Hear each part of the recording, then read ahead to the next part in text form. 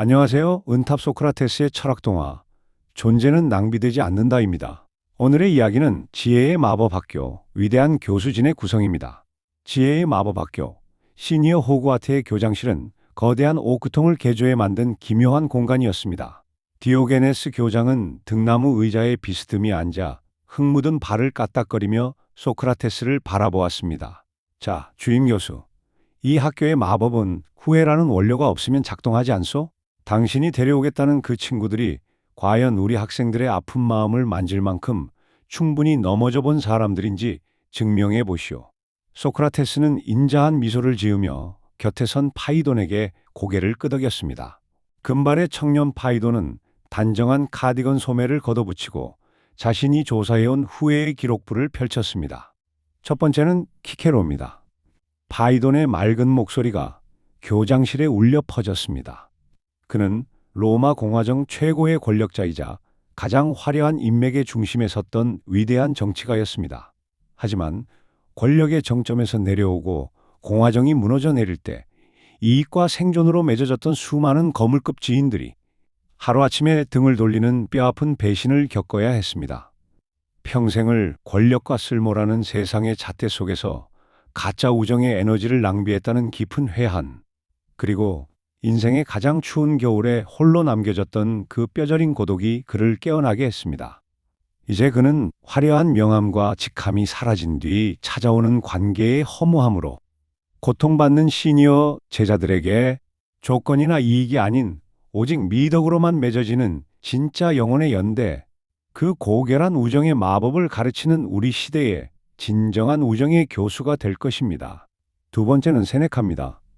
그는 로마 제국 최고의 부와 권력을 가졌으며 네로 황제의 스승으로 군림했던 인물이지만 정작 자신이 가르친 제자의 광기를 막지 못하고 그 폭주에 휘말려 모든 것을 내려놓아야 했던 처절한 실패 경험을 안고 있습니다.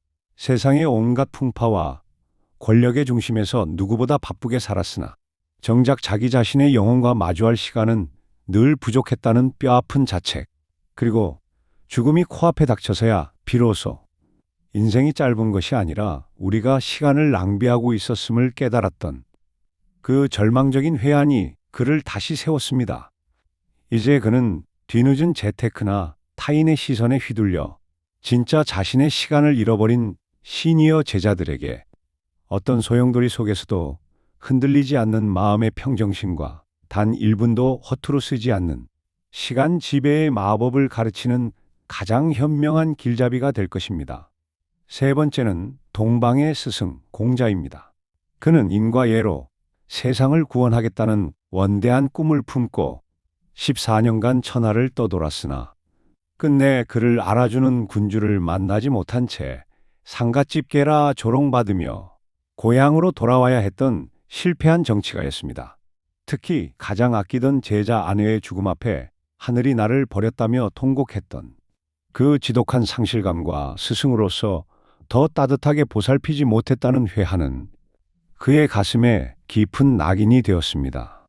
꿈을 이루지 못한 좌절과 소중한 인연을 먼저 보낸 뒤에야 비로소 깨달은 사람과 사람 사이의 진실한 마음, 목 놓아 울어본 자만이 건넬 수 있는 그 깊은 위로는 이제 가족과의 갈등과 무너진 관계 속에서 홀로 우는 시니어 제자들에게 서로의 마음을 잇는 진정한 관계의 마법으로 전수될 것입니다.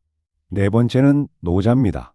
그는 세상의 모든 이치를 꿰뚫는 지혜를 가졌으나 정작 젊은 시절에는 그 지식으로 세상을 억지로 바꾸려 들고 사람들을 가르치려 했던 자신의 인위에 대해 깊은 회한을 안고 있습니다. 지혜를 뽐낼수록 세상은 더 어지러워지고 사람들의 마음은 껍데기에만 집착하게 된다는 사실을 뒤늦게 깨달았던 그 고독한 자아 성찰이 그를 침묵으로 이끌었습니다. 자신을 드러내려 했던 오만이 얼마나 헛된 것이었는지 뼈저리게 느낀 그의 회한은 이제 조금만 더 예뻤더라면, 조금만 더 잘났더라면 하며 세상이 만든 얄팍한 기준에 스스로를 가두어 버린 시니어 제자들에게 찾아갑니다.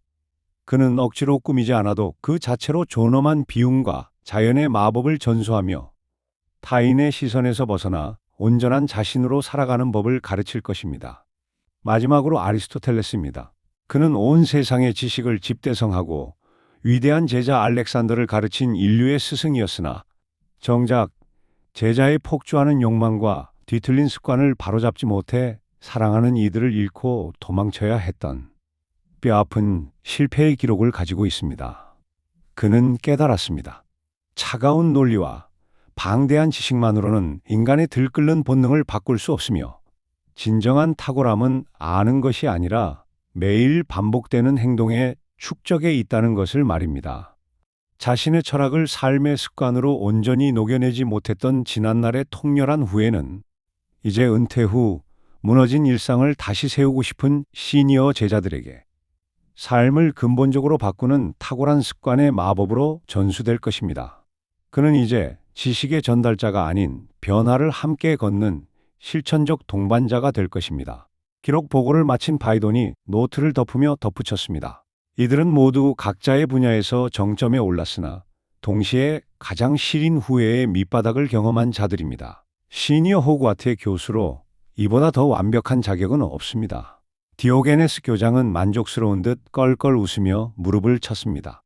좋소. 그들의 후회가 이곳에 솟해서 펄펄 끓어 넘치게 해봅시다. 주임 교수, 당장 그들을 불러 모으시오. 소크라테스는 친구들에게 초대장을 보냈습니다. 나의 친구여, 이곳 지혜의 마법학교 시니어 호그와트는 바로 자네들의 후회가 마법이 되는 곳이라네.